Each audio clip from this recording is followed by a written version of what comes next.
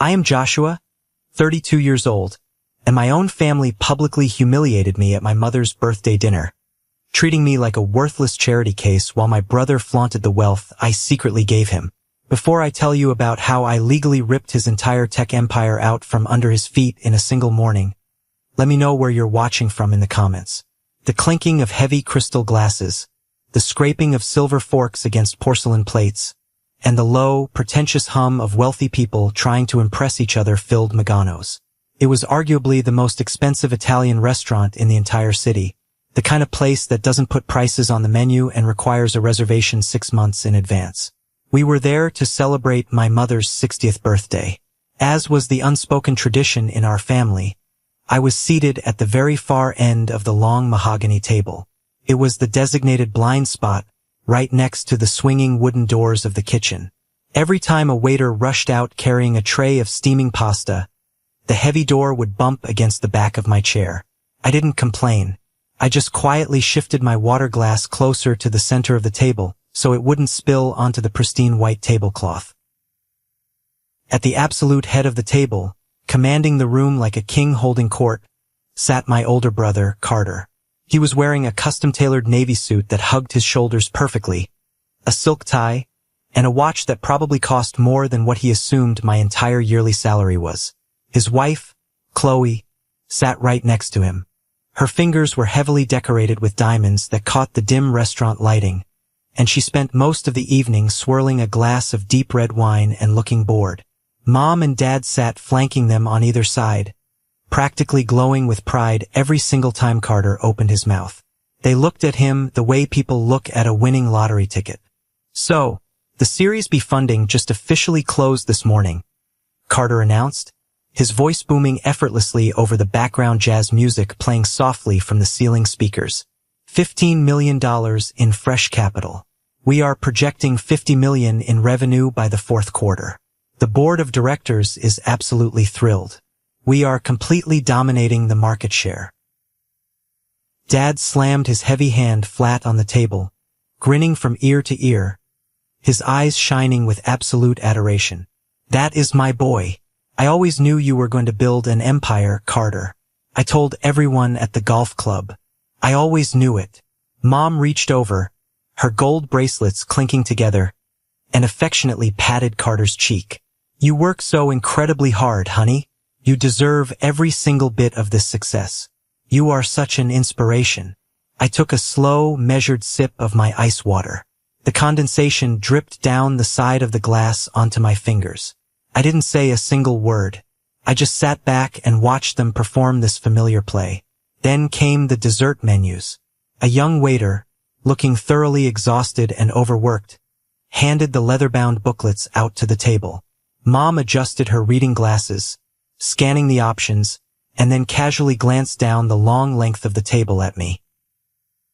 Joshua, do you want some of the tiramisu? She asked, her tone carrying that slight edge of pity she always used when speaking to me. Or maybe just a scoop of vanilla gelato? Before I could even open my mouth to answer her, Carter leaned back in his chair. The leather creaked loudly. A familiar, deeply arrogant smirk spread across his face. He looked at me, his eyes traveling up and down my simple button-down shirt, and then he looked around at the rest of the table to make sure everyone was paying attention to him. Does he even have money for coffee? Carter asked, his voice loud enough for the neighboring tables to hear. The entire table went completely, uncomfortably silent for exactly 2 seconds. Then, the ripple of cruel laughter started. First, Chloe giggled, pressing her linen napkin to her painted lips. Then my younger sister, Emily, let out a nervous, high-pitched chuckle while looking down at her plate. Even my Uncle Robert, a man who always prided himself on being the moral and religious compass of our family, let out a deep, rumbling belly laugh. Carter, please stop, Mom said, but her voice lacked any real authority, and the corners of her eyes were crinkled. She was smiling. She always smiled when Carter made his little jokes at my expense. It was just how our family bonded, by stepping on me. I'm totally serious though, Carter continued, leaning forward and resting his elbows aggressively on the table. He was fully playing to his captive audience now. Joshua, honestly, what is your salary at that shipping warehouse? Like 30,000 a year? Before taxes. He didn't wait for my answer. He turned to his wife, gesturing with his fork. Babe, isn't that roughly what we spend just on the insurance and maintenance for your Porsche? Chloe flipped her blonde hair over her shoulder and offered a condescending smile. Just about. Plus the premium detailing. Cars like that are expensive to keep on the road. My jaw tightened so hard my teeth ached. I kept my face entirely blank, a skill I had perfected over the last decade. Something like that, I replied quietly, keeping my voice perfectly steady. See, this is exactly what I am talking about, Carter said, throwing his hands up in the air as if addressing a crowded auditorium. No ambition whatsoever. No drive. You never even asked for a promotion. I was making 6 figures by the time I was 25. I built a massive tech company entirely from the ground up with my bare hands. Meanwhile, Joshua is still scanning cardboard boxes and driving a forklift at 32 years old. Fine is what you say when you have completely given up on life. Uncle Robert adjusted his silk tie, leaning over his empty plate. You know, Joshua, there are state programs. You could go back to community college. Carter could probably get you an entry-level job in his mailroom if you actually showed a little bit of initiative. You can't just float through life. I am doing just fine, Uncle Robert, I said, staring directly into his eyes until he looked away. Carter let out a sharp, barking laugh that echoed in the dining room. Look at this place, Joshua. This is Mom's 60th birthday dinner, a milestone event, and you didn't even offer to split the bill with me. Do you all know why? Because their standard espresso here is $8. He can't even afford to participate in this family's lifestyle. The heavy blanket of humiliation hung thick in the air. The waiter returned, nervously holding a notepad, and asked who wanted coffee with their dessert. Carter smoothly ordered a round of expensive, imported espressos and after-dinner liqueurs for the entire table. Then, he specifically pointed a finger directly at me and told the waiter, "Nothing for him. He's on a very strict budget." More laughter erupted from my family. I felt a hot, prickling flush of intense anger start at the base of my neck and crawl up to my scalp. I looked at my mother. She was busy admiring Chloe's diamond necklace, completely ignoring my public execution. I looked at my father. He was nodding along in agreement with Carter, taking a sip of his scotch. Not a single person sitting at that table saw me as a living, breathing human being with feelings. They saw me as a prop, a convenient punchline, a miserable failure they could use to contrast against the shining, golden success of Carter. Underneath the heavy linen tablecloth, hidden from their judgmental eyes, I slipped my smartphone out of my pocket. I unlocked the screen, opened my secure messaging app, and found the encrypted thread with Andrew, my senior wealth manager. My thumbs moved quickly and with absolute precision over the glass screen. Initiate the exit protocol on the next tech solutions position. All of it. First thing Monday morning. No delays. I hit send. I slid the phone back into my pocket, the cold metal pressing against my leg. The waiter returned minutes later and carefully set a tiny, steaming white cup of espresso directly in front of Carter. The rich, dark aroma of roasted coffee beans filled the space between us. Carter picked it up by the delicate handle, taking a slow, highly theatrical sip, keeping his cold eyes locked entirely on mine. He genuinely thought he had completely crushed my spirit. He sat there, convinced he was the untouchable king of the world, untouchable and supreme. I looked right back at him, right into his smug eyes. For the first very time all evening, a genuine, relaxed smile crossed my face. Little did my arrogant brother know, that $8 cup of coffee he just denied me was about to cost him his entire life's work. To understand how I ended up sitting at that table as a secret millionaire, you have to go back 10 years. The sky was a heavy, unforgiving gray, spitting a miserable, freezing rain on the day of my grandmother's funeral. I stood near the back of the muddy cemetery, my cheap suit soaked through, watching the dark, wet soil being shoveled over her casket. Grandma was the only person in the entire family who genuinely saw me. She never once compared me to Carter. She never made me feel like I was a mistake just because I didn't want to be a loud, aggressive corporate shark. A week after the funeral, we all gathered in a stuffy attorney's office for the reading of her will. The room was tense. Carter was already mentally spending what he assumed would be a massive windfall. But when the lawyer handed out the paperwork, the room went dead silent. Everyone was utterly shocked to find out she had bypassed my parents and Carter entirely. She left her entire life savings directly to me. The inheritance was exactly $200,000. To my parents, it was just a nice little nest egg, something to put down on a modest house. To Carter, who was already chasing high-risk tech ventures and blowing cash on expensive dinners, it was mere pocket change. He actually laughed in the lawyer's office, calling it cute. But to me, holding that cashier's check, it was the heavy, solid foundation of my entire future. While Carter was busy racking up massive credit card debt to desperately maintain the illusion of a wealthy, successful lifestyle, I took that inheritance and completely vanished into the background of their lives. I rented a tiny, drafty one-bedroom apartment in a working-class neighborhood. I bought a 15-year-old Honda Civic with a massive dent in the passenger door and peeling paint. I wore plain, unbranded t-shirts and faded jeans. And every single day, while my family thought I was just wasting away playing video games, I rigorously studied the financial markets. I read every book, analyzed every trend, and taught myself the brutal mechanics of wealth building. I started slow. I invested heavily in stable, dividend-yielding blue-chip stocks. When the real estate market took a brief dip, I bought cheap, distressed multifamily properties, fixed the plumbing and drywall with my own bleeding hands, and flipped them for pure profit. Once I had built a massive cash reserve, I aggressively moved into private equity and venture capital.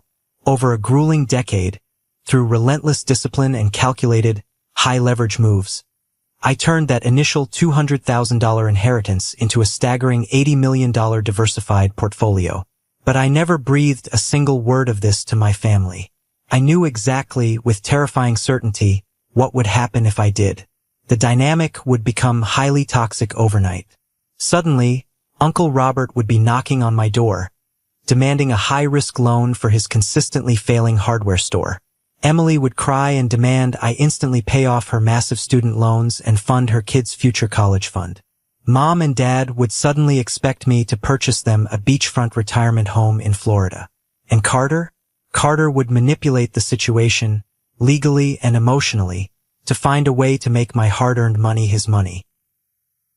So, I needed a permanent disguise. I went out and got a grueling part-time job at a massive logistics and shipping warehouse.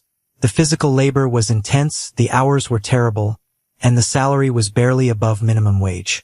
But the company offered incredibly robust health insurance, which I needed.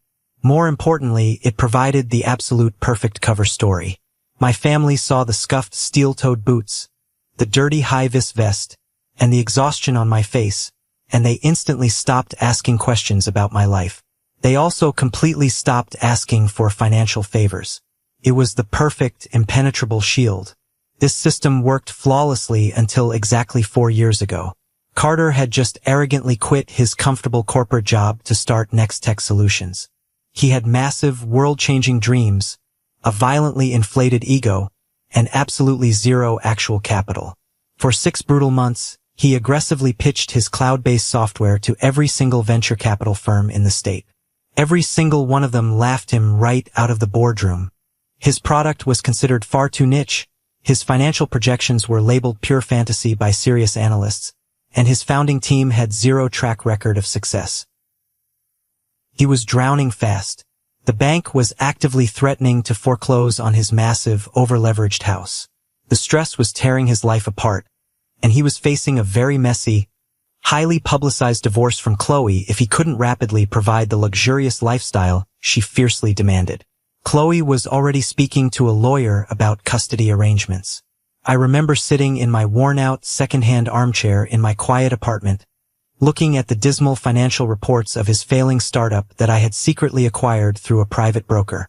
Despite Carter's massive arrogance, the core software his quiet friend Dylan had coded was actually brilliant. It had real potential to disrupt the market. It just desperately needed the right financial backing and strategic guidance. I sat there for hours in the dark. I couldn't just stand by and watch my own brother lose everything. His home, his wife, his mind. But I also knew his toxic pride would absolutely never allow him to take a single dime from his loser little brother who worked in a warehouse. He would rather go bankrupt than admit I was more successful than him. So, I made a secure phone call to Andrew. We immediately set up an opaque shell company called SV Capital Holdings, operating as a deeply buried subsidiary of my main investment firm, Sterling Ventures. Everything was completely buried under complex layers of legal proxies, offshore routing, and ironclad non-disclosure agreements. SV Capital swooped in at the midnight hour and offered Carter a massive lifeline. $800,000 in immediate seed funding to keep the lights on and pay the servers. In exchange, SV Capital took a controlling 60% equity stake in Nextech Solutions. Carter was so desperate, so terrified of failure, he signed the legal papers so fast the ink physically smeared on the page. He genuinely thought he had miraculously convinced some shadowy, brilliant Silicon Valley billionaire to believe in his grand vision. He had absolutely no idea his financial savior, the master of his universe, was the exact same guy loading heavy wooden pallets on the freezing graveyard shift. Over the next 4 highly stressful years, as his company miraculously gained traction and grew, I authorized multiple massive rounds of funding through secondary disguised partnerships. My total cash investment eventually reached exactly $4.7 million. Because of my heavy, unshakable backing, other skittish investors felt incredibly safe jumping in during the later rounds. The company's valuation skyrocketed into the stratosphere, hitting nearly $80 million. On paper, my 60% controlling stake was worth over $46 million alone. I was the invisible, silent engine running his entire life. I bought the house he slept in. I paid for the Porsche his wife drove. But a very strange, deeply ugly thing happened as Carter got rich. The more money my firm pumped into his company, the worse he treated me. It was as if his rapidly rising net worth required him to push me further and further into the dirt to maintain his fragile psychological balance. Every single family gathering, every holiday dinner, became a theatrical stage for him to brutally belittle my warehouse job, mock my old car, and insult my cheap clothes. And for 4 years I took it. I swallowed the bitter insults because I genuinely loved my family, and I valued my quiet peace above my ego. I truly thought enduring his abuse and keeping the massive secret was the necessary price I had to pay to keep the family intact and my brother off the streets. But that terrible night at the Italian restaurant, watching my own mother smile warmly as he viciously mocked my simple ability to buy a cup of coffee, something fundamental and permanent inside me finally snapped. It wasn't just Carter anymore. It was all of them. They had willingly created a highly toxic ecosystem where my basic human worth was entirely dictated by the luxury logo on my car and the fabricated title on my business card. Carter desperately needed a brutal, life-altering wake-up call. He needed his entire reality shattered. And I was the only person walking the earth with the absolute financial power to deliver it. At exactly 9 a.m. on Monday morning, the air was thick with the smell of diesel exhaust and damp cardboard. I was standing on the freezing concrete loading dock of the warehouse. The heavy, rhythmic rumble of 18-wheelers backing into the bays filled the morning air, masking the sound of my phone vibrating aggressively in my front pocket. I pulled my heavy leather work gloves off, my fingers stiff from the cold, and answered the call. "Good morning, Joshua." Andrew's calm, perfectly measured voice came through the phone speaker. He sounded like he was sitting in a soundproof room, miles away from the noise of my reality. "I have the Nextech Solutions file open on my desk. Before I press this button, I need verbal confirmation. Are you absolutely 100% certain you want to proceed with the total divestment? Series C funding is on the horizon. If you hold your position for just another year, your equity could easily double." I watched a tired coworker driving a yellow forklift drop a massive, heavy wooden pallet onto the concrete floor with a loud crash. "I'm sure, Andrew. Pull the plug. Drain it." "Understood," Andrew said, His tone instantly shifted from advisor to pure, ruthless corporate executioner. Exercising the immediate exit clause will trigger catastrophic, immediate financial consequences for the company. As the majority shareholder, violently removing your $4.7 million of operating capital will instantly breach their core operational liquidity covenants. They will have exactly 30 days to secure full replacement capital, or the hostile liquidation protocols will activate automatically. The firm will be dismantled. Draft the legal notices, I instructed, my voice unwavering, and make sure the legal language is as cold as ice. No room for interpretation. No room for negotiation. I hung up the phone, slid it back into my pocket, pulled my leather gloves back on, and went right back to loading boxes. Across town, in a massive, glass-walled corner office overlooking the entire city skyline, the financial bomb detonated. Later that week, I found out the exact details of how it went down from one of the terrified junior analysts who jumped ship. Carter was right in the middle of a highly arrogant marketing presentation when his lead corporate lawyer burst through the heavy glass doors of the boardroom. The lawyer didn't knock. His face was the absolute color of wet ash, and he was sweating through his expensive shirt. The lawyer marched right up to the front of the room and handed Carter a single, terrifying sheet of heavy stock legal paper. It was the formal, irrevocable exit notice from SV Capital Holdings. Carter snatched the document, annoyed at the interruption. But as his eyes scanned the text, his hands started to shake violently. The ceramic coffee cup sitting on his mahogany desk actually rattled. The legal notice didn't give a polite reason. It didn't offer a friendly meeting to discuss terms. It didn't offer a negotiation phase. It just coldly stated, in brutal legal terminology, that the majority shareholder was immediately divesting all operational funds and demanding full, complete repayment of $4.7 million within exactly 30 days, per the master shareholder agreement he had signed 4 years ago. It was a corporate death sentence. Within 2 agonizing hours, the devastating news leaked out of the executive suite to the Series B minority investors. Venture capitalists are exactly like great white sharks. The very second they smell a single drop of blood in the water, a violent feeding frenzy begins. If the main financial backer, the mysterious entity that confidently held 60% of the company, was suddenly packing up and fleeing in the middle of the night, it signaled a catastrophic, hidden, terminal failure within the company. By noon, panic had completely consumed the building. 3 different minority investors had already contacted their legal teams and filed emergency injunctions to freeze their remaining funds.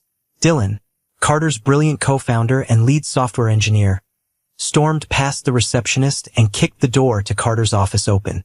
"What the hell did you do?" Dylan screamed, slamming his heavy laptop down onto Carter's pristine desk, cracking the wood polish. "SV Capital is out? They are pulling almost $5 million in pure cash. We don't have that. We spent the entirety of the last funding round on the new server infrastructure and your ridiculous, massive billboard marketing campaign." Carter was hyperventilating, his chest heaving, his custom-tailored suit suddenly feeling like a suffocating straitjacket. "I don't know. I swear to God, Dylan, I didn't do anything. We hit all our key metrics. The quarterly numbers are totally solid. I'm calling them right now. There has to be a mistake." He frantically dialed the private liaison phone number for SV Capital. It rang twice and went straight to a cold, generic, automated voicemail. He threw his phone against the wall. He called his lead lawyer back. The lawyer, his voice trembling, told him he needed to immediately start preparing the paperwork for a Chapter 11 bankruptcy, filing to protect his personal assets from the fallout. At exactly 1:15 p.m., my phone vibrated intensely in my pocket. I stepped away from the loud conveyor belt and looked down at the cracked screen. It was Carter. I let it ring 3 full times, letting him sweat, before I finally pressed answer. "Hey Carter, I'm right in the middle of a heavy shift. Make it quick. My supervisor is watching." "Joshua." Carter's voice was completely unrecognizable. It was high-pitched, incredibly frantic, and entirely stripped of the sickening arrogance he had displayed at the restaurant. He sounded like a terrified child. "Joshua, man. Everything is falling apart. Something really, really bad is happening at the office. I leaned my back against the cold, rough brick wall of the warehouse, listening to the panic in his breath. What are you talking about? Didn't you just brag about closing $15 million? My main investor. Carter choked out the words, sounding like he was on the verge of throwing up. SV Capital. They are pulling out. All of it. They are demanding $4.7 million in pure cash in 30 days. If we don't pay them, they have the legal right to liquidate the entire company. We're dead, Josh. We are completely, totally dead. Wow, I said, keeping my voice perfectly flat, utterly devoid of any sympathy. That sounds incredibly stressful. Stressful? Joshua, it's a catastrophic disaster. For years of my blood, sweat, and tears, my entire house is put up as collateral on the initial business loans. Chloe's car is leased directly under the company's credit. I'm going to lose everything I own. He took a deep, ragged, desperate breath. For a long second, there was absolute dead silence on the line. Only the sound of his panicked breathing. I knew exactly, with terrifying precision, what was coming next. Listen to me, Carter stammered, his pride completely breaking down.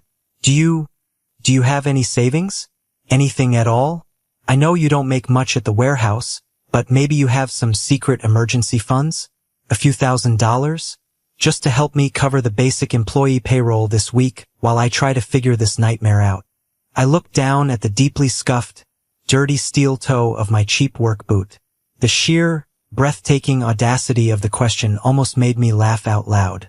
The man who had publicly shamed me 48 hours ago was now begging me for pennies to save his empire. Carter, I said very slowly, deliberately letting the silence stretch out to maximize the sting. I work in a warehouse. Remember? I can't even afford an $8 cup of coffee. I heard a sharp, painful intake of breath on the other end of the line. The realization of what he had done hit him like a physical blow. Right? God, right? I'm sorry. I'm just losing my mind here. I don't know what to do. Good luck, Carter, I said coldly, and firmly pressed the red button to end the call. I slid the phone back into my pocket and walked back into the loud, chaotic warehouse. The storm had officially made landfall, and it was beautiful. By Wednesday morning, the absolute panic had violently infected the entire family network. My phone blew up with an endless stream of terrified messages. Mom left 3 incredibly frantic voicemails, her voice trembling and cracking with tears. Joshua, please, you have to call me back immediately. Your brother is in terrible, terrible trouble. The lawyers are talking about seizing his assets. He might lose the big house. Your father's blood pressure is through the roof. We don't know what to do. Even Chloe called me. Chloe, the woman who couldn't even be bothered to learn my correct last name before the wedding, was openly sobbing into the phone. She wasn't crying for Carter's dream. She was crying because the bank had already sent warning letters regarding the immediate repossession of her beloved Porsche. The grand, shimmering illusion of their flawless, ultra-wealthy life was violently shattering into pieces in real time, and they had absolutely no idea how to handle the incredibly sharp edges. They were bleeding out socially and financially. Behind the heavily guarded doors of Next Tech Solutions, the company was aggressively tearing itself apart from the inside. Dylan, who was always significantly sharper and more paranoid than Carter, flat out refused to accept the sudden, unexplained exit of their main investor. He hired an incredibly expensive, ruthless private forensic accountant to deeply trace the hidden communication lines and routing numbers of SV Capital Holdings. On Thursday morning, as I was eating a cheap bowl of oatmeal, Andrew called me on my heavily encrypted secure line. Joshua, we have a slight, potentially volatile complication, Andrew reported, his tone tight. Nextech's co-founder, Dylan, has been aggressively digging through the dirt. He traced a very minor, obscure tax filing anomaly from 3 years ago.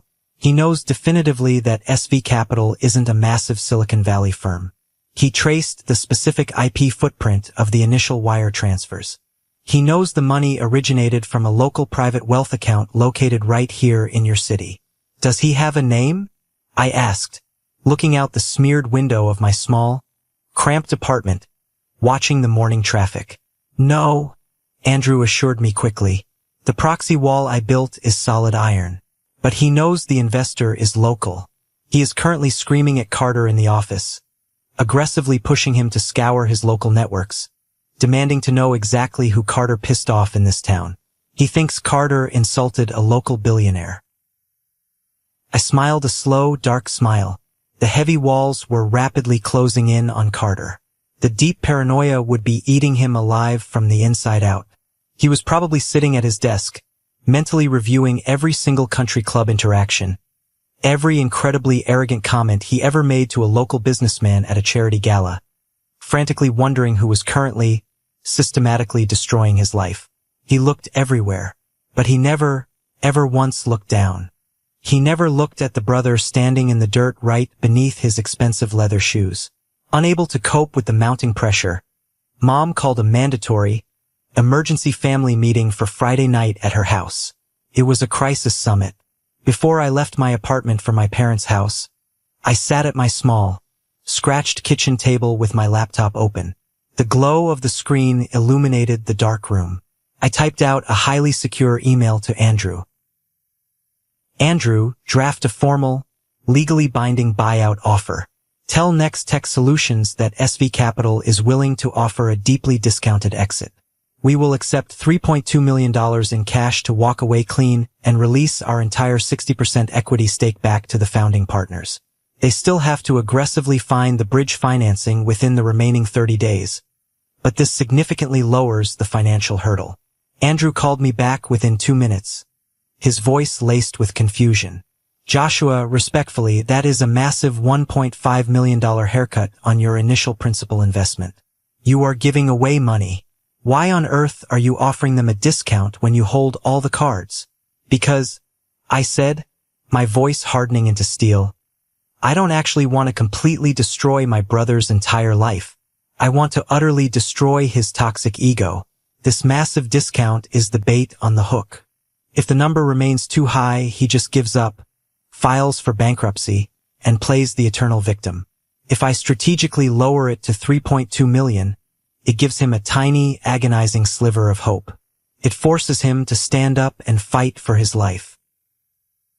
Understood. It's a psychological play. I will send the offer immediately. One more thing, I added. My heart beat a little faster, thumping against my ribs.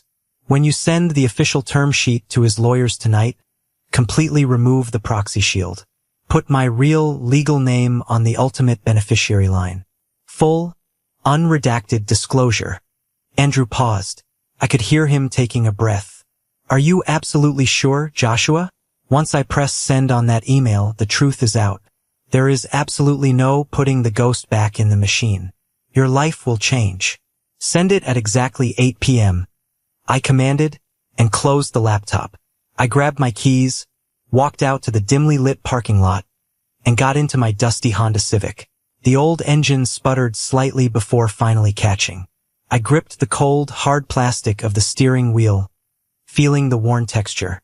For 10 long, exhausting years, I had completely hidden my true self, my true power, to protect my family from the corrupting influence of money. Now, I was going to use that exact same money to violently force them to see the truth. I drove across town, watching the neighborhood's transition from working class to upper middle class, until I reached my parents' house. The large driveway was completely packed. Carter's gleaming Porsche was parked haphazardly on the manicured front lawn, a clear sign of his panicked state. Uncle Robert's luxury sedan was blocking the front walkway. I parked down the street, took a deep, steadying breath, and walked slowly up to the massive oak front door. I stepped into the living room. The atmosphere was incredibly, suffocatingly grim. Felt like walking into a wake. Mom was sitting rigidly on the floral sofa, clutching a damp tissue in both hands. Dad was pacing frantically back and forth by the unlit fireplace, rubbing his temples furiously. Chloe sat curled up in a large armchair, her expensive makeup heavily smudged around her eyes, looking like she had aged 5 years in just 4 days. And Carter looked fundamentally broken.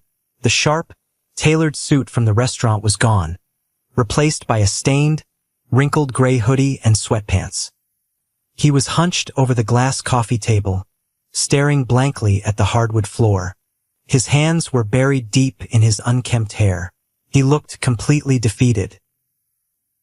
"Joshua," Mom said weakly as I walked into the room, her voice barely above a whisper. "You're late." "Sorry," I said casually, taking a seat on a stiff, uncomfortable wooden dining chair tucked away in the far corner of the room. Traffic was bad coming from the warehouse. "Well, now that we are all finally here," Uncle Robert said, standing up and trying to take charge of the room with his usual booming, authoritative voice. "Let's review the hard facts." Carter stopped staring at the floor. "What is the exact situation?" Carter slowly, painfully lifted his head. His eyes were deeply bloodshot, with dark, heavy bags underneath them. "We are dead. The firm is completely dead." SV Capital flatly refused to negotiate an extension. The Series B investors are currently preparing massive lawsuits against me personally for gross misrepresentation of financial stability. I have exactly 2 weeks before the bank initiates proceedings to seize the house. "There has to be a way out of this," Dad insisted, stopping his frantic pacing and pointing a finger at Carter. "You built this incredible company, Carter. You are a genius. Can't you just go out and find another investor?" "What do you call them?" "An angel investor." Carter let out a bitter, incredibly hollow laugh that sounded like scraping metal. "Nobody invests millions in a burning building, Dad. SV Capital was our massive anchor. Without their backing, we look like a complete scam. We need $5 million in pure cash just to keep the lights on and buy them out. Where the hell am I going to get $5 million? The bank literally laughed in my face this morning."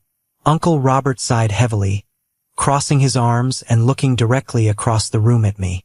"It's a terrible shame we don't have more financial resources in this family.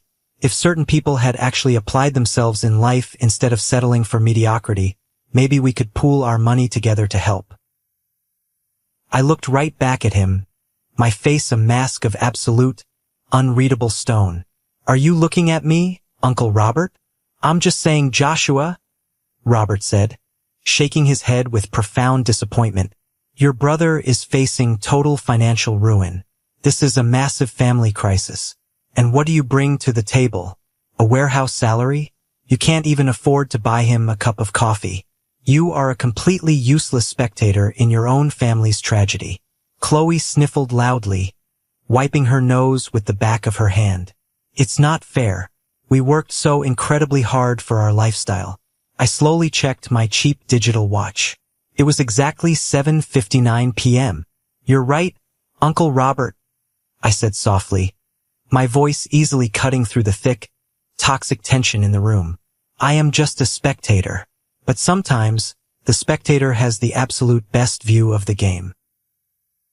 At exactly 8 p.m., a sharp, incredibly loud ding echoed through the silent living room. It was Carter's phone, resting face up on the glass coffee table. Part 5.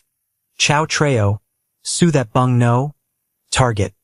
1,500 words. Carter violently flinched at the sudden sound of the email notification. He stared at the phone as if it were a live grenade. He slowly reached out and picked it up with badly trembling hands. "It's from the corporate lawyers," he whispered, his eyes frantically scanning the bright screen. "It's a direct message from the SV Capital legal team."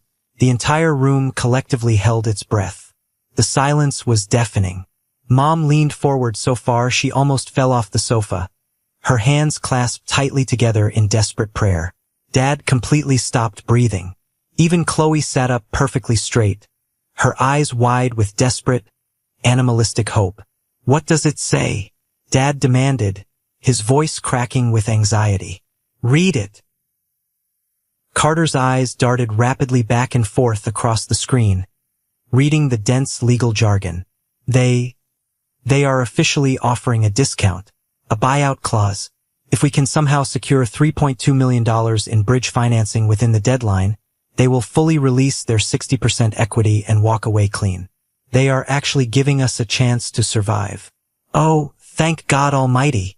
Mom cried out, bursting into loud, hysterical tears of pure relief. See? I told you it would all work out. 3.2 million is so much less than 5. You can find that, right, Carter? You have so many rich friends. Carter didn't answer her. He was completely frozen, staring at the very bottom of the long email. His skin rapidly drained of all color, turning a sickly, terrifying shade of pale gray. His mouth opened slightly, but no sound came out.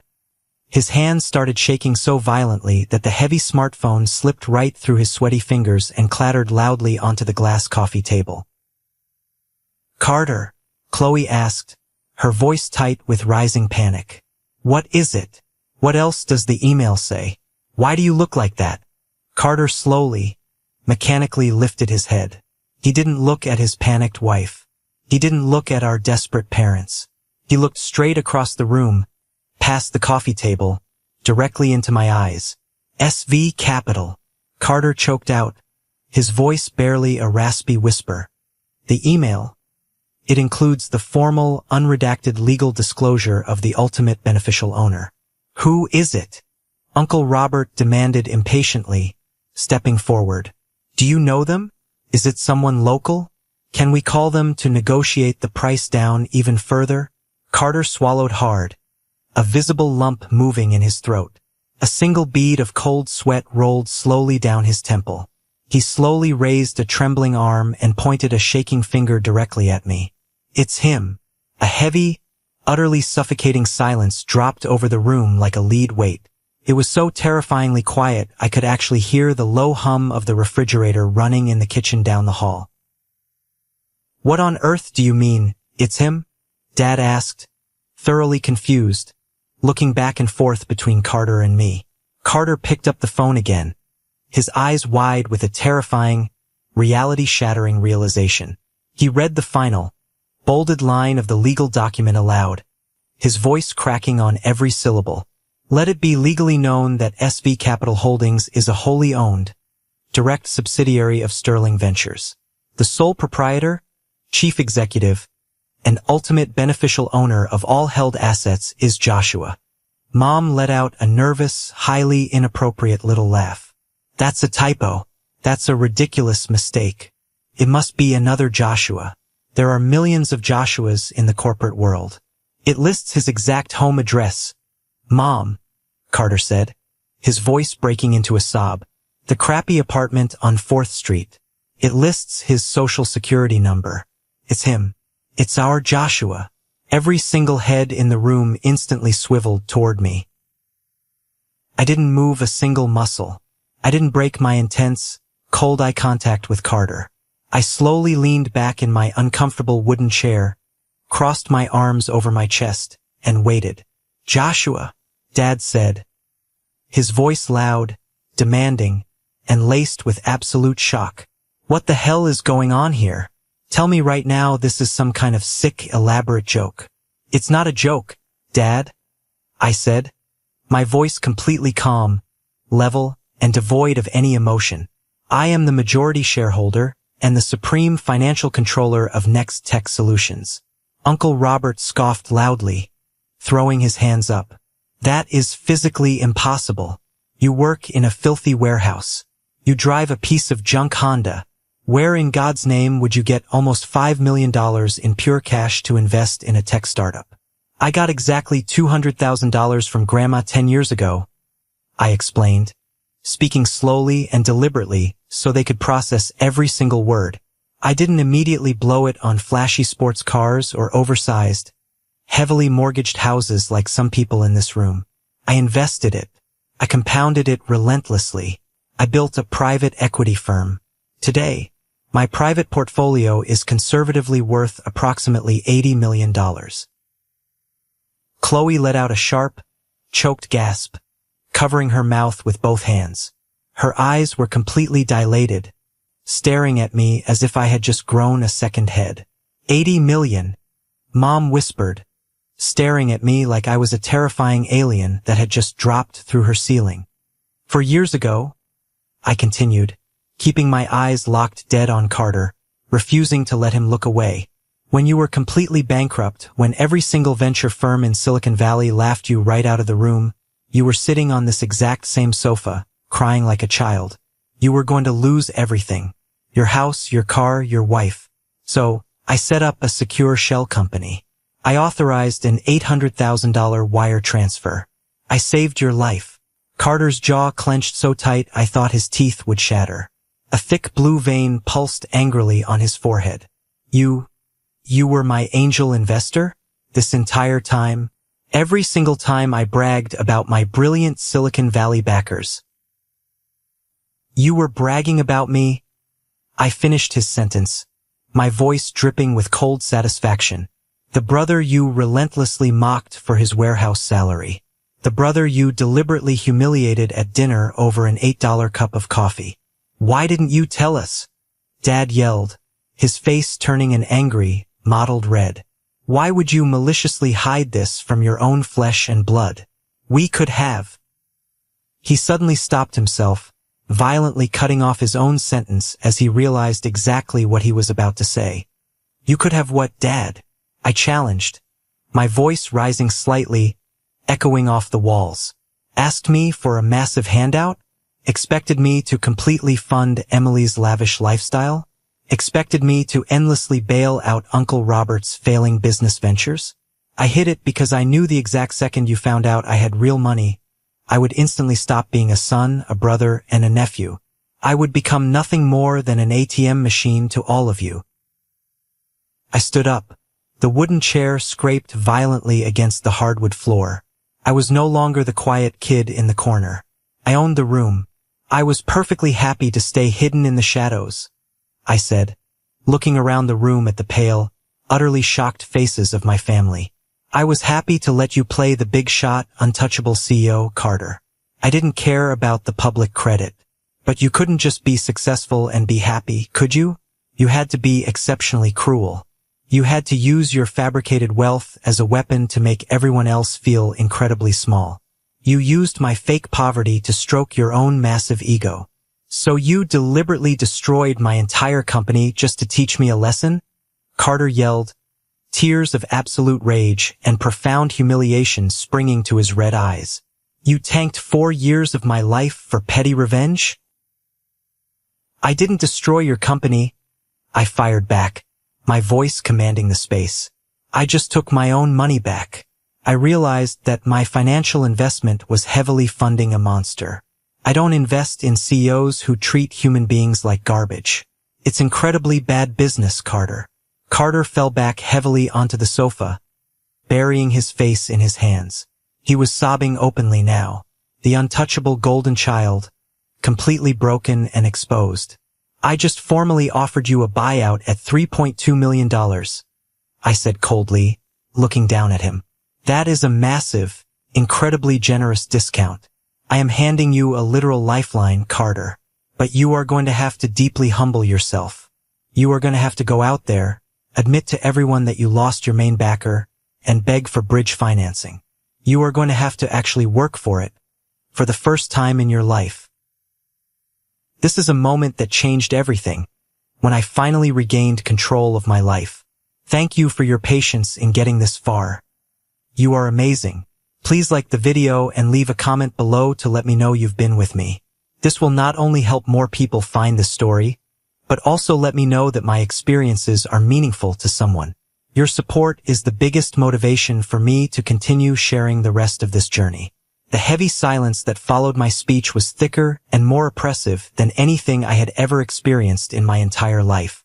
The fundamental dynamic of the room had shifted permanently. The toxic power structure of our family, built and reinforced over 30 long years, had just been completely vaporized in less than 5 minutes. Mom started crying openly, loud, wrenching sobs that ruined her carefully applied makeup. She reached out a trembling, desperate hand toward me. Joshua, please. We didn't know. We had absolutely no idea. We thought we were just teasing you at dinner. We are family, Joshua. Your own blood. You can't do this to your brother. Please, just give him the money. I looked down at my mother, feeling a profound, bone-deep sense of exhaustion wash over me. Teasing is supposed to be funny, Mom. You were laughing with him while he humiliated me in public. You endorsed his cruelty. You rewarded it. Uncle Robert nervously cleared his throat, adjusting his collar. All his previous bluster, all his arrogant authority, had completely vanished. He looked at me nervously, like a terrified peasant looking up at an angry king. Joshua, listen to me. $80 million. That is incredible. Truly, it is a testament to your hard work. You are a financial genius. But surely, with that kind of immense wealth, you don't actually need to force Carter to go out and find $3 million in a panic. You could just gift him the shares. Keep the family peace. Be the bigger man. I let out a harsh, dry laugh that held absolutely no humor. Keep the peace? The peace where Carter gets to be an absolute tyrant and I get to be the family's designated punching bag? No, Uncle Robert. The endless bailout days are officially over. I turned my absolute attention back to my brother. Carter slowly wiped his wet face with the back of his hoodie sleeve. He looked up at me, his eyes red, swollen, and utterly defeated. For the first time in his entire life, there was absolutely zero arrogance in his gaze. Only raw, unfiltered fear and desperation. I don't have it, Carter whispered, his voice shaking. You know I don't have $3.2 million, Josh. The banks won't touch me right now. My credit is frozen. I can't do this. You have a network, I replied coldly, showing no mercy. You have Dylan. You have other tech founders you've met at your fancy galas. Sell the massive house. Sell Chloe's Porsche. Liquidate your personal assets and put your own skin in the game. That's exactly what a real CEO does when his back is pushed against the wall. Chloe let out a strangled, horrified sob at the mere mention of selling the Porsche, but she didn't dare say a single word in protest. She looked utterly terrified of me, shrinking back into her chair. You have exactly 30 days, Carter, I stated, my tone finalizing the absolute terms of his survival. If the money isn't sitting in the Sterling Ventures escrow account by exactly 5 p.m. on the 30th day, my lawyers will immediately initiate the hostile liquidation of Next Tech Solutions. Everything you built will be sold off for scrap parts. Carter nodded slowly, his eyes dropping back to the floor. The fight was completely, totally gone from him. He had been stripped bare, violently forced to realize that his entire empire, his entire identity, was built solely on the grace of the brother he so deeply despised. I'm sorry, Carter said. It was barely audible, a fragile whisper into the floorboards. Words are incredibly cheap, I told him. Show me. I turned my back on them and walked purposefully toward the front door. Joshua, wait, Dad called out, taking a frantic step toward me. Don't just leave like this. Let's sit down. Have a drink. Let's talk about this as a family. I stopped with my hand resting on the brass doorknob. I slowly looked over my shoulder at the pale, shattered people who shared my blood. I need some serious space, I said. Don't call my phone. Don't show up at my apartment. When I am fully ready to speak to you again, I will reach out.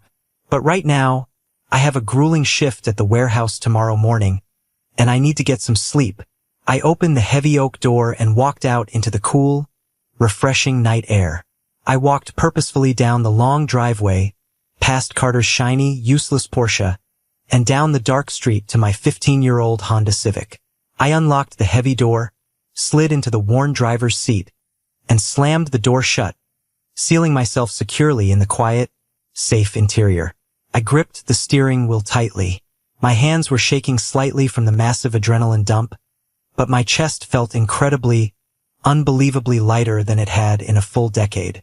The immense, crushing weight of hiding my true self, of silently enduring the constant, biting disrespect, was completely gone. I inserted the metal key into the ignition. The old engine turned over with a familiar, deeply comforting rumble. I didn't just ruin my brother's inflated ego tonight. I successfully set myself free. I pulled away from the curb, leaving my completely shocked, devastated family behind in that house, and drove off into the bright, welcoming city lights. The first week after that explosive Friday night was the quietest my life had been in a decade. I woke up at 5 in the morning, drank my cheap instant coffee, and drove my old Honda to the shipping warehouse. The heavy physical labor, lifting crates and operating the forklift, felt different now. It was no longer a disguise or a shield against my greedy family. It was just a job I genuinely enjoyed for its simplicity. I clocked in, I did honest work, and I clocked out. There were no corporate politics, no frantic board meetings, and absolutely no arrogant tech CEOs yelling at me. My phone remained completely silent. Not a single text from my mother. No angry voicemails from my father. No condescending advice from Uncle Robert. I had drawn a massive, impenetrable boundary, and for the first time in their lives, they were terrified enough to actually respect it. But just because my phone was quiet didn't mean the world was standing still. Through Andrew, my wealth manager, I received daily, highly detailed briefings on the absolute chaos unfolding across town at Next Tech Solutions. Carter was fighting for his life and he was losing badly. The news of SV Capital Holdings pulling out had spread through the local tech sector like a raging wildfire. The industry is small, and gossip is the primary currency. By day 7 of the 30-day deadline, Carter had personally pitched to 12 different venture capital firms and private angel syndicates. Every single one of them shut the door in his face. It is a brutal reality of business that nobody wants to catch a falling knife. When a majority shareholder suddenly demands an immediate buyout, the assumption is always that the core product is fatally flawed or the CEO has committed some unforgivable fraud. Carter was forced to swallow his massive pride and beg. He went to the very same local investors he had arrogantly insulted a year prior at charity galas. He sat in their waiting rooms for hours, only to be given 5 minutes of their time before being politely escorted out by security. The universe was serving him a massive, bitter slice of humble pie, and he was choking on every bite. The immense financial pressure began fracturing his perfect, heavily curated personal life. On day 12, Andrew reported a significant development. Carter and Chloe were officially separating. The moment the bank initiated the preliminary paperwork to freeze their personal assets, Chloe's facade completely cracked. She wasn't built for the trenches. She was built for the country club. When Carter told her they had to immediately sell the sprawling estate and voluntarily surrender the leased Porsche to scrounge up any available liquid cash, she completely lost her mind. She packed 3 massive designer suitcases and moved into a luxury hotel downtown. According to Dylan, who was updating Andrew to ensure the company didn't completely implode, Chloe immediately hired a highly aggressive divorce lawyer. She started throwing around terrifying legal threats regarding the custody of their remaining shared assets, demanding her full cut before the ship sank. She wanted a massive alimony settlement from a man who was mathematically days away from total bankruptcy. The sheer irony was astounding. The woman who had loudly mocked my warehouse salary was now desperately trying to squeeze blood from a stone to maintain her country club memberships. Carter was utterly alone. By the beginning of the 3rd week, the atmosphere inside Next Tech Solutions was a waking nightmare. Carter had moved a cheap cot into his glass corner office. He was working 20 hours a day, sustained entirely by black coffee and sheer, raw panic. He fired his expensive marketing team to save cash. He personally took over the coding debugging to help Dylan. He was finally doing the actual grueling work of a startup founder, instead of just playing the role for the cameras. Dylan confronted him on day 20. Dylan was tired, angry, and ready to walk away from the company he helped build. He walked into Carter's office and demanded to know the truth about SV Capital. He demanded to know exactly why the mysterious investor had pulled the plug so violently. Carter broke down.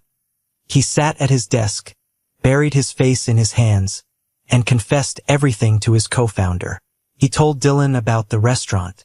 He told him about the coffee comment. He confessed that his own brother, the man he had relentlessly mocked for years, was the brilliant financial mastermind keeping them all afloat. He admitted that his own toxic arrogance had destroyed their dream. Instead of quitting, Dylan sat down. He looked at Carter, stripped of his custom suits and his bloated ego, and saw a man who had finally hit rock bottom. Dylan agreed to stay, but only under the strict condition that Carter surrender a portion of his own voting shares to Dylan if they survived the month. Carter agreed instantly.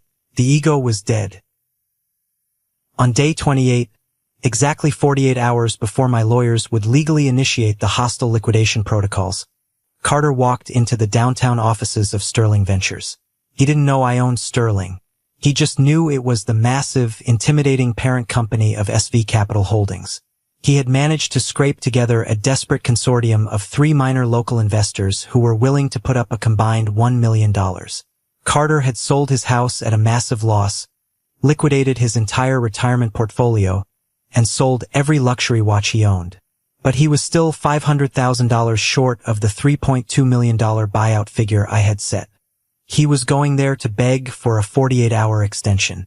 He was escorted into a massive mahogany boardroom. Sitting at the head of the table wasn't me. It was Mr. Sterling himself, the senior partner and the public face of the firm. Mr. Sterling is a 60-year-old financial shark who does not tolerate fools. Carter sat down, exhausted, his hands trembling as he laid out his desperate financial spreadsheets. He practically begged Mr. Sterling for a slight extension, explaining that he had sacrificed everything he owned. His marriage, his home, his pride to raise the capital. Mr. Sterling looked at the paperwork, then looked at Carter with eyes like chipped ice. "Mr. Carter," Sterling said, his voice echoing in the large room, "do you have any idea who you are dealing with? Do you truly understand the caliber of the man you insulted at a dinner table?" Carter looked down at his lap. "I know he is my brother. I know he is successful. I know I was a fool." Sterling leaned forward, resting his hands on the polished wood. "Your brother is not just successful. He is a ghost in this industry, and he is absolutely lethal. He built an empire from a tiny inheritance while you were playing dress-up in custom suits. But more importantly, you need to understand his underlying strategy. You are sitting here begging for an extension because you are $500,000 short of the $3.2 million buyout." "Yes, sir," Carter whispered. "I just need a little more time." "You don't need time," Sterling corrected him sharply. "You need to understand the math. When your brother instructed me to send you the buyout offer, he didn't arbitrarily pick the number 3.2 million out of thin air. He ran a comprehensive forensic audit of your entire life. He calculated the exact depreciated value of your mortgaged home. He calculated the immediate liquidation value of your personal stock portfolio. He factored in exactly how much you could reasonably raise from minority investors if you pitched perfectly. He knew exactly what you were worth." Carter looked up, his eyes widening in confusion. $3.2 million, Sterling continued, his voice dropping to a serious, commanding tone, was exactly the absolute maximum amount of liquid capital you could physically raise if you sold everything you loved and burned your ego to the ground. He didn't offer you a discount as a punishment, Carter. He mathematically calculated your exact survival threshold. He forced you to the very edge of the cliff, making you strip away every piece of fake wealth you owned, just to prove you could survive the fall. It was a calculated lifeline. The realization hit Carter like a freight train. The immense, undeniable weight of what I had done finally crushed the last remaining fragments of his pride. I hadn't tried to destroy him. I had carefully, methodically forced him to completely destroy his own toxic identity so he could rebuild himself as a real man. Carter left the Sterling Ventures building in a complete daze. He went back to his office called Dylan, and they restructured their own equity split. Carter gave Dylan enough shares to secure a personal loan from Dylan's wealthy father-in-law to cover the final $500,000. On day 29, at exactly 4 p.m., my phone rang. I was sitting in my apartment, looking out at the city skyline. It was Andrew. "Joshua," Andrew said, his voice laced with genuine respect. "The wire transfer just cleared the escrow account. $3.2 million in clean, verified funds. Next Tech Solutions has officially bought out SV Capital. They are free and clear. You are officially divested." "Thank you, Andrew," I said quietly. 10 minutes later, my phone rang again. It was Carter. I let it ring twice before I answered. "Hello, Joshua," Carter said. His voice was completely different. It wasn't the arrogant boom of a CEO. It wasn't the frantic, high-pitched panic of a dying man. It was quiet. It was incredibly heavy. It was the voice of a man who had walked through hell and survived. "I got the notification," I said. "Congratulations. You saved your company." "No," Carter corrected me immediately. "You saved my company. Twice. You saved it 4 years ago with your money. And you saved it this month by forcing me to actually earn it." I didn't say anything. I just listened to the steady sound of his breathing over the line. "I had a meeting with Mr. Sterling," Carter continued, his voice breaking slightly. "He explained the math. He explained the 3.2 million. You knew exactly what you were doing. You made me sell the house. You made me lose the car. Chloe filed the divorce papers yesterday because the money is gone. Everything I thought made me successful is completely gone. And Joshua, I have never felt better in my entire life." I smiled softly, looking at the setting sun. "Ego is a very expensive thing to maintain, Carter. It bankrupts you eventually." "I am so sorry," he said, and this time, the words carried the weight of a mountain. He wasn't apologizing to get something from me. He was apologizing because he truly, deeply meant it. "I am sorry for the dinner. I am sorry for the last 4 years. I am sorry for every single time I made you feel small so I could feel big. You are the smartest, most honorable man I know, and I treated you like dirt. I don't expect you to forgive me right now. I know it takes time, but I promise you, I will spend the rest of my life proving to you that I learned the lesson. Actions speak louder than apologies, Carter," I said firmly, but the anger was gone from my voice. "You have a company to run. Do it right this time. Treat your people with respect. Build something real." "I will," he promised. "Thank you, Joshua, for everything." He hung up the phone. I sat in my quiet apartment, the evening shadows stretching across the floor. The storm was finally over. The violent waves had crashed. The wreckage had been cleared. And for the first time in my life, I looked forward to the new dawn. The immediate aftermath of the buyout fundamentally reprogrammed our entire family dynamic. It was as if someone had taken the heavy, toxic rulebook we had all blindly followed for 30 years and thrown it directly into a wood chipper. My parents, who had spent decades worshipping at the altar of Carter's flashy, superficial success, were forced to take a long, incredibly uncomfortable look in the mirror. They realized their blatant favoritism hadn't just deeply hurt me. It had actively enabled a monster in Carter. They didn't call me for 2 full weeks. When Mom finally did reach out, she didn't ask for a single favor. She just asked if I would be willing to meet them for a quiet cup of coffee at a local diner. No expensive restaurants. No dressing up to impress the waiters. Just a quiet booth in the back. We met and they apologized. It was awkward, it was painful, and it was necessary. I told them I loved them, but the boundary I set on that Friday night was permanent. I would never be their financial safety net. I would never fund a luxurious retirement. I would pay for their medical care if they ever truly needed it, but my money was my own. They agreed without a single argument. They had learned to fear the quiet sun. Uncle Robert tried to corner me at a family barbecue 2 months later. He had a shiny new folder containing a business proposal for a chain of automated car washes. He tried to pitch me near the grill, putting his arm around my shoulder with his old, familiar bluster. I didn't even look at the folder. I just looked him dead in the eye and said, "Uncle Robert, if you ever try to pitch me a business idea at a family event again, I will buy your failing hardware store through a proxy firm, liquidate the inventory, and turn the building into a parking lot." He turned pale, slowly backed away, and never mentioned business to me ever again. My sister Emily was the only one who approached the new reality correctly. She called me a few months later, very hesitant and respectful. She didn't ask for a handout. She asked if I would be willing to sit down and teach her how to properly set up a college fund for her 2 young children. She wanted to know how I compounded my original inheritance.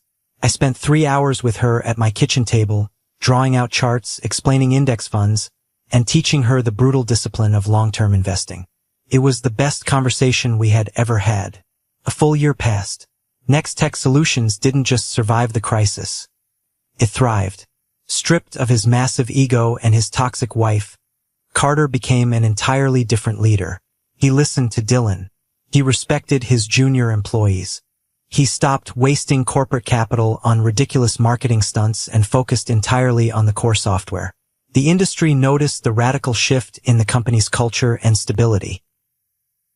Exactly 14 months after the explosive family dinner, Next Tech Solutions officially went public.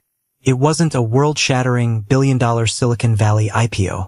It was a modest, highly successful, and incredibly stable public offering. The stock opened strong and held its value. Carter, even with his significantly reduced equity stake, became a very wealthy man again. But this time it was real wealth. It was earned.